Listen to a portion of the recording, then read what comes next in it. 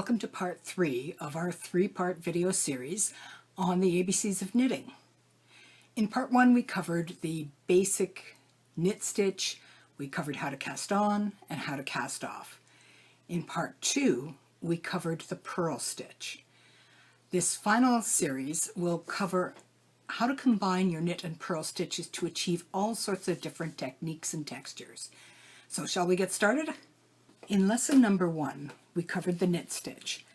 And when you knit row upon row upon row of just the knit stitch, you end up with what's called the garter stitch. And the garter stitch is the stitch that you see around the border here. It's just a simple stitch. It doesn't roll. It gives a nice sort of textured effect. The garter stitch is also what you see dividing these different samples here. Once you get into doing knit and purl stitches together, you're going to have what's known as the right side and the wrong side of your knitting. So if you were knitting stockinette stitch, now stockinette stitch is the very first stitch you see on this sample, bordered by garter. The stockinette stitch has a knit stitch on the right side and a purl stitch on the wrong side. The stockinette stitch is used often in the bodies of sweaters, in the top part of a hat, in the main part of a mitten. Also, it has all sorts of practical applications. It's a smooth finish, it is a lighter weight finish, but it does have a tendency to roll. So if you don't want your knitting to roll, you have to add a different stitch to the edge of your knitting when you're knitting in stockinette. So in this case, I added a garter stitch, which is just knit a row, knit a row, knit a row, knit a row, and then I started into the knit a row and purl a row. So that would have been what you would have been practicing in lesson number 2. That would have been knit one row and purl one row for the stockinette stitch. Now we're going to get into combinations of stitches. So one of the most common applications of combining a knit stitch and a purl stitch is to create rib stitches. Now rib stitches give a fair bit of stretch to your knitting. They're often used on the cuff of a sweater or the cuff of a mitten.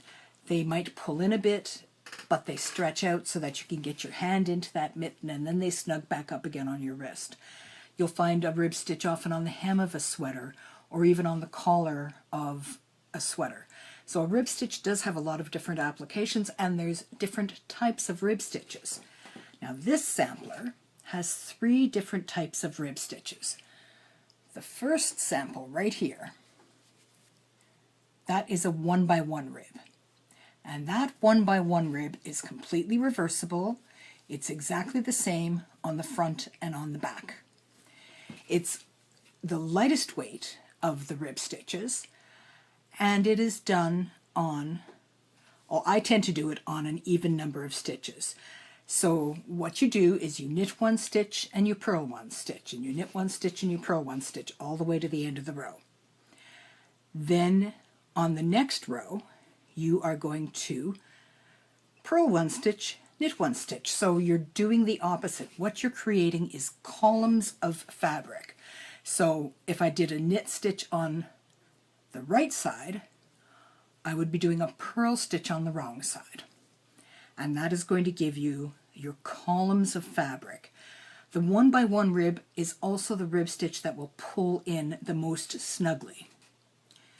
A 2x1 rib is done on a number of stitches that is divisible by 3, because what you're doing is you're knitting 2 stitches and then you're purling 1 stitch. So you're doing, here we go, knit 2, purl 1, knit 2, purl 1. On the other side of the fabric, and you can see this is not a reversible fabric, the wrong side looks quite different from the right side. So here is the right side of a 2x1 rib, and here is the wrong side of a 2x1 rib. So what you're doing on your row 1 is you knit 2 and you purl 1 right to the end of the row. and then you're ending with a purl 1. So that's your odd rows. On your even rows, you're going to knit 1 and purl 2 to the end of the row, ending with your purl 2. So that would be worked on all of your even rows. When you're doing a 2x2 rib, this is a chunkier rib, as you can see here. And just like the 1x1 rib, the 2x1 rib is completely reversible. So if you wanted to do a nice big chunky cuff on the wrist of your sweater, you could start maybe about here and do a 2x2 rib all the way down to the end of your fingertips, and then roll that up, and it would be completely reversible. It's a very pretty technique. So when you're doing a 2x2 rib, you want the number of stitches to be divisible by 4. So what you're doing in this case is you're knitting 2 stitches and you're purling 2 stitches all the way to the end of the row. And so that is for both your odd and your even rows. So you can see here, if you look really closely, I did knit 2, purl 2, knit 2, purl 2, knit 2, purl 2, knit 2, purl 2, knit 2, purl 2, and I ended with a knit 2.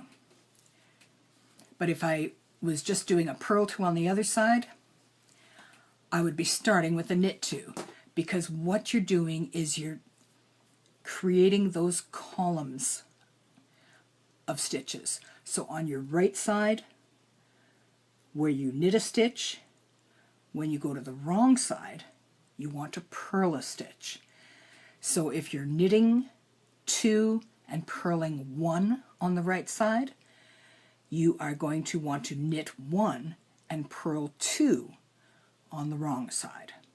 So knit 2, purl 1 on the right side, knit 1, purl 2 on the wrong side, and that is going to make the columns replicate themselves in the stitches. So those are the typical types of rib stitches. A 1x1 rib, a 2x1 rib, and a 2x2 rib. Rib stitches can also be used when you're shaping a garment. Say, for instance, you're creating a sweater, and it's just a straight column all the way down, but you want to give a little bit of waist shaping. At the waist, you could add rib stitches for a little bit of texture, but it would also tend to help the waist pull in a little bit, just to give you a little bit of shaping if that's something that you want in your sweater. Now, let's say you want to add some texture to your knitting rather than adding a rib stitch that will be used as a cuff or a hem of a sweater. So to add some texture to your sweater just by using knit and purl stitches, you can do a couple of different things. So as we talked about, the first thing would be your stockinette stitch, which is knit 1 row and purl 1 row. And you can use the purl side when you're putting it together as the side that faces out, or you can use your knit side as the side that faces out, the side that the public sees. But another one that's really fun to do is a seed stitch. And there's the seed stitch there. Now that looks like it might be something that's pretty complicated to do, but it's really not. All that is knit 1, purl 1. So it's worked on an even number of stitches, and you knit 1, purl 1 all the way to the end of the row, and you're ending with a purl 1. Then on the wrong side, on your even rows, you're going to purl 1, knit 1 to the end of the row. So if you end with a purl stitch, you're going to start with a purl stitch. So if you think of it, when you were knitting a 1x1 rib, the technique is very similar. When you're knitting a 1x1 rib, it is knit 1, purl 1 as well. But what you're doing is when you knit on one side, you would do a purl stitch on the wrong side. So this stitch that reads as a knit stitch on the wrong side would actually be your purl stitch on the right side. So you're doing the opposite stitch to what you did on the right side. What you're doing on the seed stitch or the moss stitch is you're not creating columns of fabrics, or columns of stitches, you're offsetting those stitches. So you've got a knit stitch and a purl stitch and a knit stitch and a purl stitch and a knit stitch and a purl stitch. What you're doing then is you've got knit, purl, knit, purl, knit, purl. Then you come back, and if you were doing a rib, you'd be going knit stitch, purl stitch, knit stitch, purl stitch. But on the seed stitch, you go knit, purl, knit, purl, knit, purl, purl, knit, purl, knit, purl, knit. And what that does is it creates this column of fabric, or this style of fabric right here. A lot of really pretty texture. So sometimes I might be talking about, does the stitch read as a knit stitch or does it read as a purl stitch? And you're thinking to yourself, what do you mean read as a purl stitch or read as a knit stitch? I've brought in a sweater that I'm working on right now to give you an example. Now this is a stockinette stitch, but if you look really closely, there is my knit side, and here is my purl side. Now if you're doing something like this, something like the moss stitch, where you're going knit one, purl one, knit one, purl one across the whole row. Let's just say that something happens and you get interrupted in the middle of knitting something. You have to answer the phone, the dog barks and wants to go outside. There's 1,000 different things that can happen. And you come back to your knitting and you're going, now, what stitch was I on? Am I on a knit stitch or am I on a purl stitch? What you want to do is you want to look directly at this. If you're seeing sort of a little V below your stitch, that's a knit stitch. If you see a bar right up against your needle, so can you see this here? A bar right up against your needle, this is a purl stitch. So if you've got if the last stitch you knit was a purl stitch and you want to work a moss stitch, the last stitch you knit is a purl stitch, the bar is right up against your knitting needle, then the next stitch you want to knit is a knit stitch. So even if you leave your knitting halfway or partway in between and you come back to it, you can see exactly where you left off. So there is that bar that I'm talking about on a purl stitch. It rests right up against your knitting needle. And that's how you can tell whether you're knitting, whether your last stitch was a knit stitch where you've got a little V there, or you've got a bar, a purl stitch, right up by your needle. Now the third stitch I want to show you is the basket weave stitch. This basket weave stitch is knit using, again, just knit and purl stitches, and it's set up rather like a rib stitch is, where you're doing columns of stitches but only for a certain number of rows.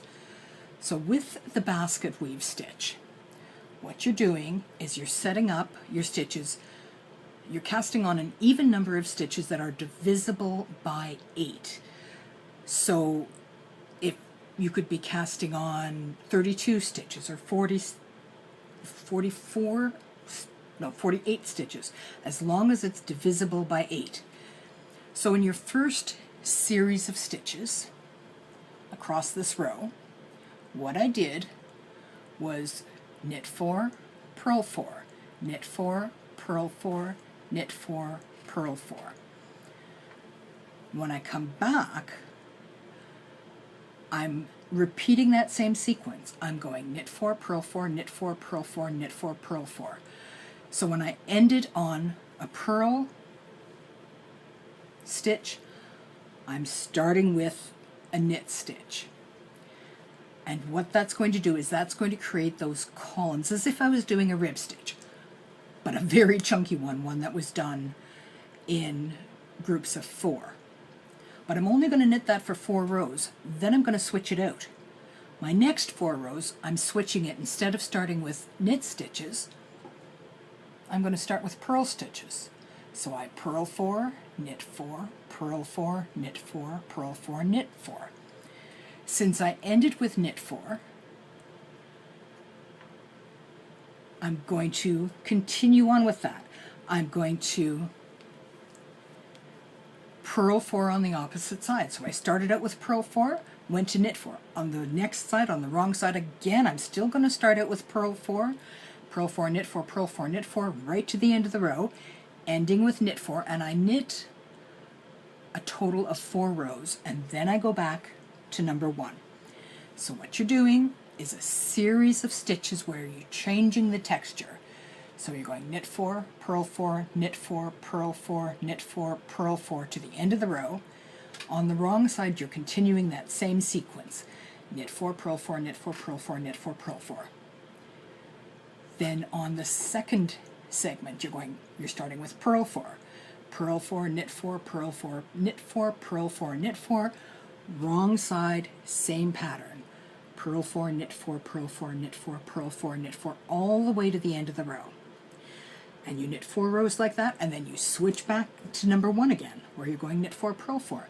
And what that's going to do is it's going to create a texture as if you had woven a basket. And it's a very pretty texture. Wonderful for a scarf, things like that. Just something that adds a little bit of something extra rather than just straight stockinette or straight garter stitch. So I hope that gives you a little bit of inspiration on how to get started with your knit and purl stitches. There's pretty rib stitches you can do, garter stitch, stockinette stitch, seed stitch or moss stitch, and basket weave stitch. And as you follow along with other videos on our YouTube channel, you'll be seeing all sorts of different tips and techniques, but this will certainly get you a good start on your knitting.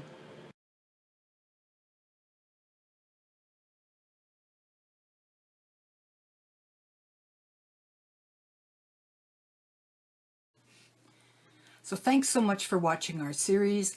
I hope you've picked up a few little tricks and techniques. On our video channel, we are going to be offering a number of different tutorials for new knitters and for experienced knitters. Some new techniques, some new ideas that maybe you can incorporate into your knitting. So I hope you'll subscribe to our channel. Just hit the subscribe button. And once you've subscribed, hit the little bell beside the subscribed button. And that will give you notifications anytime we release a new knitting tutorial. See you soon.